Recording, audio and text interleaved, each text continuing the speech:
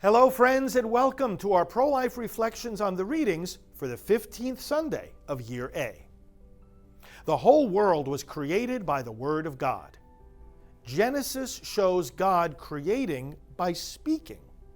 And John's Gospel points out in the first chapter that this Word that God spoke in the beginning was in fact Christ.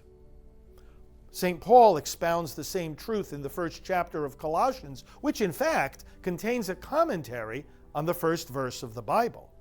Christ is that beginning of which Genesis speaks, and all things were created by him and for him. When therefore today's readings speak about the fruitfulness of the Word of God, Isaiah declaring that the Word accomplishes the end for which it is sent, and Jesus explaining how the seed will bear fruit, they are not to be understood only in a spiritual sense. The fruitfulness of the Word is also physical, starting with human life itself. Mary said, "Be it done unto me according to your word." And by that word, the physical conception of Christ took place. Likewise, the conception and birth of each human being is a fulfillment of the promises in today's readings. When did God decide that you or the people around you should start to exist?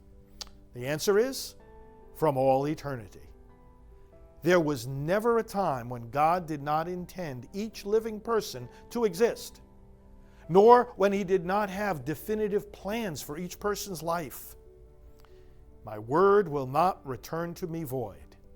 The plan, the eternal word that God has for each person is not to return void because of a veto on our part.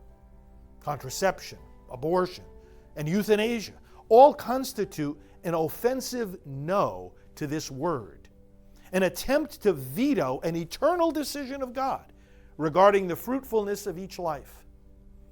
Part of the reason for these vetoes is the worldly anxiety referred to in the gospel. This anxiety leads to the temptation to cut off the fruitfulness of life. Yet St. Paul in the second reading puts those anxieties in an eschatological perspective, inviting us to hold firm through life's difficulties and continue saying yes to God's plan. Interestingly, it is precisely the reality of childbirth that he uses to describe the full unfolding of God's plan for all creation.